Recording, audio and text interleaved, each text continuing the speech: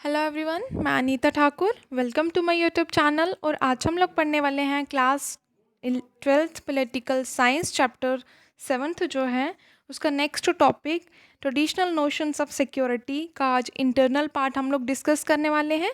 चलिए इसको स्टार्ट करते हैं। तो इसमें बताया गया है कि अभी आप लोग एक आप खुद से क्वेश्चन आस्क कर सकते हो, क्वेश्चन पूछ सकते हो कि क्या ये जो सिक्योरिटी है वो इंटरनली पीस और ऑर्डर पर ही डिपेंड होती है या ऐसा नहीं होता है, या फिर क्या एक सोसाइटी जो है वो तभी सिक्योर हो सकती है अगर वहाँ पर वायलेंस या फिर वायलेंस जैसे थ्रेट्स जो हैं, खतरा जो उनको बॉर्डर के अंदर मिलता है वहाँ से इनको सिक्योर करना ज़रूरी है। उसके बाद क्या हम लोगों को प्रिपेयर रखना होगा या प्रिपेयर रह सकते हैं कि हम लोग किसी भी तरह का वायलेंस या किसी भी तरह का अटैक जो कि हमारे बॉर्डर्स पर आउटसाइडर्स जो है वो करें। इसके लिए हम सबसे पहले हमें क्या करना होगा, इनसाइडर या फिर इनसाइड मतलब इंटरनल सिक्योरिटी को मेंटेन रखना होगा। सबसे पहले यहाँ पे बताया गया है कि ट्रेडिशनल सिक्योरिटी जो है उसकी हम लोग डायरेक्टली बात करते हैं कि ये इंटरनल सिक्योरिटी की बात करता है, मतलब इनसाइड और बॉर्डर्स। क्लियर है। तो यहाँ पे रीज़न बताया गया है कि ये जो इम्पोर्टेंस थी ये सेकेंड वर्ल्ड वॉर के बाद इतनी ज़्यादा नहीं दी जा रही थी। ठीक है। और बहुत सारी पावरफुल कंट्रीज़ थी ऑन अर्थ जो बहुत ही पावरफुल थी उस टाइम पर, लाइक यूएस एंड यूएसएसआर। उस टाइम की आप लोग बात ले सकते हो क्योंकि उन्हीं दोनों के बीच में एक बहुत बड़ी वॉर हुई थी जिसको हम लोगों ने कोल्ड वॉर का नाम दिया था। दो राइवल्स के बीच में हुई थी।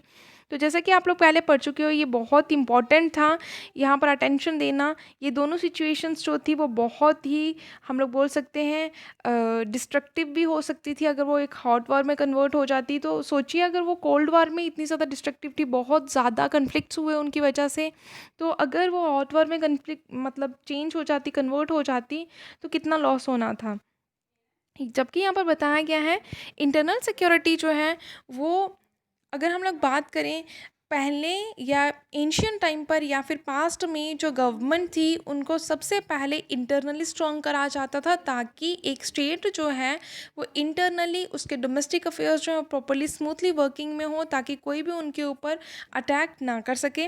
सेकेंड वर्ल्ड वॉर के बाद ये जो सिचुएशन थी उसका मेन मोटिव जो कि इंटरनल सिक्योरिटी था उस पर कोई भी ज़्यादा उसको मतलब हम लोग बोल सकते हैं ज़्यादा कंसर्न्ड नहीं रहा इस मैटर के लिए। और 1945 के बाद यूएस और सोवियत यूनियन जो थे वो दोनों एक अनएक्सपेक्टेड पार्स उभर कर सामने आई, जिन्होंने क्या किया, जहाँ पर जैसे यूएस था उसकी इंटरनल सिक्योरिटी स्ट्रॉन्ग थी जिसकी वजह से उसने बॉर्डर्स को कवर करके रखा, लेकिन यूएसएसआर की इंटरनल सिक्योरिटी थोड़ा वीक होने के कारण वो कोलैप्स हो गया 1991 में। वो ऑलरेडी आप लोग पढ़ चुके हो चैप्टर फर्स्ट में, सेकेंड में भी पढ़ा आप लोगों ने। बहुत सारी यूरोपियन कंट्रीज़ जो कि मतलब पावरफुल थी, जो कि वेस्टर्न यूरोपियन कंट्रीज़ थी, लाइक यूएसए के अलाइंस में इन्वॉल्व थी, उन्होंने कुछ ज़्यादा सीरियस थ्रेट्स जो थे वो फेस नहीं किए थे, ना उनके ग्रुप्स ने, ना कुछ कम्युनिटीज़ ने, और ना ही मतलब बॉर्डर्स के विद इन बॉर्डर्स भी उन्होंने कुछ थ्रेट्स, मतलब उनको कोई खतरा नहीं था, किसी भी तरह की इनसिक्योरिटी नहीं थी उनको इनसाइड द बॉर्डर भी और आउटसाइड द बॉर्डर भी, क्योंकि वो सिक्योरिटी बेसिस बहुत ही स्ट्रॉन्ग थे। और बहुत सारी कंट्रीज़ जो थी उनका मेन मोटिव यही होता है कि वो इंटरनल सिक्योरिटी को मेंटेन करके रखें ताकि वो आउटसाइडर से अपनी कंट्री को डिफेंड कर सकें। लेकिन यहाँ पर बताया गया है कि क्या एक्सटर्नल थ्रेट्स जो हैं वो पावरफुल कंट्रीज़ को ही फेस करने पड़ते हैं? नहीं, ऐसा नहीं है, क्योंकि ये हर एक कंट्री को, चाहे वो पावरफुल हो या फिर वो पावरफुल नहीं भी हो, लेस पावरफुल भी होगी, तो भी उसको एक्सटर्नल और इंटरनल सिक्योरिटी डेंजर्स जो हैं, वो थ्रेट्स जो हैं, वो दोनों तरह से उनको फेस करने पड़ते हैं। एक बार दोबारा यहाँ पे बताया गया है कि इन सिचुएशंस पर अटेंशन देना बहुत ज़रूरी था, यहाँ पर तवज्जो देना, या फिर हम लोग बोल सकते हैं कि यहाँ पर अपना ध्यान आकर्षित करना बहुत ज़रूरी था। जैसा कि हम लोग जानते हैं कि सेकेंड वर्ल्ड वॉर के बाद का जो टाइम पीरियड था उसको कोल्ड वॉर कहा गया, जो किस किस मतलब कौन कौन सी टू पावर राइवल्स थी, टू आइडियोलॉजीज़ थी, टू पर्सनालिटीज़ थी जिनके बीच में वॉर लड़ी जा रही थी, जिसको कोल्ड वॉर का नाम दिया गया था। ड्यूरिंग 1945 टू 1991 के बीच में ये लड़ा गया। ठीक है। तो यूएस ने क्या किया, एक वेस्टर्न अलायंस बनाया अपनी अलायंस के साथ, मतलब अपनी फ्रेंडली जो नेशंस थे उनके साथ मिलकर। तो उन्होंने एक मिलिट्री अलायंस भी फॉर्म किया था जिसका नाम था नाटो। ठीक है। तो आई थिंक मैंने आप लोगों को लास्ट लेक्चर में भी एक क्वेश्चन पुट किया था कि नाटो की फॉर्मेशन कब हुई, उसको कब इस्टेब्लिश किया गया, ये आप लोगों ने बताया नहीं अभी तक। चलिए देखते हैं नेक्स्ट, इसमें बता देना अगर उसमें नहीं बताया तो।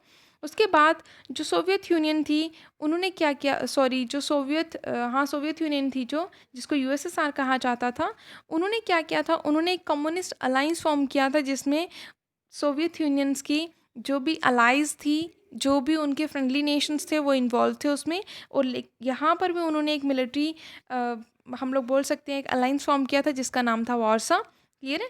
और कुछ यूरोपियन पावर्स जो थी, ये सब होने के बावजूद उन्होंने कहा कि हमारी कॉलोनीज़ में वायलेंस हो रहा है। अब ये जो कॉलोनाइज्ड पीपल हैं वो इंडिपेंडेंस की मांग कर रहे हैं, तो उनको ये डर था कि कहीं ऐसा ना हो कि ये वायलेंस जो है वो बहुत ज़्यादा डिस्ट्रक्टिव एक कन्फ्लिक्ट का मतलब बहुत ज़्यादा वायलेंट एक्टिविटी में कन्वर्ट हो जाए, जिसकी वजह से हम लोगों को ना चाहते हुए भी इस मतलब एरिया को छोड़ के बाहर जाना पड़ेगा, मतलब इनको इंडिपेंडेंट जो है वो देनी होगी।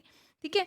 तो उसके बाद देखा गया, जैसे आप लोगों को याद होगा फ्रेंच जो थी वो फाइट कर रहे थे वियतनाम में 1950s में, British fighting in Kenya 1950s में और 1960s में। ठीक है। तो उसके बाद ये जो कॉलोनीज़ थी मोस्टली 1940s के बाद बहुत सारी कॉलोनीज़ जो थी उन्होंने इंडिपेंडेंस गेन कर ली थी। और उनको ये भी था कि हाँ कहीं ना कहीं यूरोपियन पावर से उनको सिक्योरिटी कंसर्न्स में थोड़ी प्रॉब्लम आ भी रही थी, क्योंकि जिन नेशंस ने वहाँ पर कॉलोनीज़ लगाई थी, जैसे इंडिया में ब्रिटिशर्स ने कॉलोनीज़ लगाई थी, तो जब ये इंडिपेंडेंट हो चुके थे तब भी इनको कहीं ना कहीं लिटिल बिट थोड़ा सा ये था कि हाँ कहीं ऐसा ना हो कि इन फ्यूचर दोबारा से ब्रिटिशर्स जो हैं यहाँ पर आके कॉलोनीज़ ना लगाएं या फिर वो इम्पीरियल अटैक ना कर दें हमारे ऊपर, ताकि वो यहाँ पर दोबारा से आ सकें। ठीक है। जो न्यूली इंडिपेंडेंट कंट्रीज़ थी लाइक यूरोपियन पावर्स जो यूरोपियन यूएसएसआर के साथ जुड़ी हुई थी, जब वो अलग हुई, जो कोल्ड वार में अलायंस में जुड़ी हुई थी, मेंबर नेशंस थी, तो उन्होंने भी कुछ डिमांड रखना स्टार्ट कर दिया। उनको ये डर था कि कोल्ड वार कहीं हॉट वार में कन्वर्ट ना हो जाए और बहुत ज़्यादा जो मतलब एरियाज़ हैं, चाहे वो नेबरिंग एरियाज़ हैं या फिर वो अलाइज नेशंस हैं जो यूएस और यूएसएसआर के साथ जुड़े हुए थे, उनके लीडर्स जो हैं, इन सभी को क्या होगा, बहुत ज़्यादा मतलब लॉस को फेस करना होगा। तो आप लोगों को अच्छी तरह से पता है कोल्ड वार में जो अलाइंसेस फॉर्म किए गए थे उनके लीडर्स जो थे वो यूएस और सोवियत यूनियन थे। ठीक है। और यहाँ पर ये बताया गया कि कोल्ड वार जो था वो टू सुपर पावर्स के बीच में हो रहा था, और कहा जाता है अप्रॉक्सीमेटली 1/3 वॉर जो थी वो सेकेंड वर्ल्ड वॉर के बाद लड़ी गई और इसी कोल्ड वार टाइम पीरियड में ही लड़ी गई थी। ठीक है। और उसके बाद आप लोगों को अच्छी तरह से याद होगा, मैंने आप लोगों को बताया था कॉन्गो कन्फ्लिक्ट हुआ था, क्यूबन मिसाइल क्राइसिस हुआ था, देन उसके बाद कोरियन क्राइसिस हुआ था जब वो 38 पैरेलल में डिवाइड किया गया था इसको, नॉर्थ कोरिया और साउथ कोरिया को। ये सब क्लैशेस जो थे आफ्टर सेकेंड वर्ल्ड वॉर हुए थे, मतलब पोस्ट सेकेंड वर्ल्ड वॉर के बाद की बात हो रही है ये। तो कहा जाता है ये जो वॉर्स थी वो थर्ड वर्ल्ड में लड़ी गई थी। ठीक है।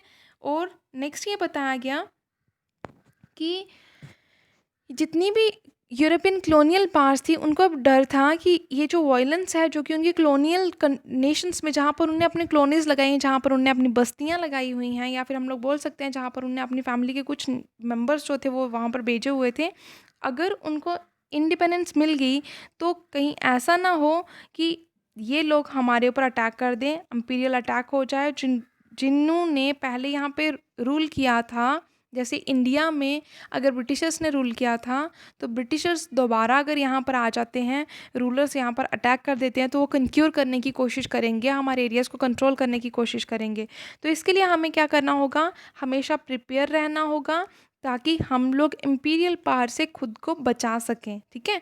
और उनके लिए सबसे बड़ा चैलेंज क्या था, सिक्योरिटी चैलेंज उनके लिए बहुत इंपॉर्टेंट था और बहुत ही बड़ा चैलेंज था जो कि न्यूली इंडिपेंडेंट कंट्रीज़ जो थी वो फेस कर रही थी। और वो कौन कौन से कॉन्टिनेंट की कंट्रीज़ थी जो ये मतलब चैलेंज सिक्योरिटी चैलेंज को फेस कर रही थी, एशिया की और अफ्रीका की। और भी बहुत सारे चैलेंजेस थे जो कि यूरोपियन नेशंस जो थे वो फेस कर रहे थे।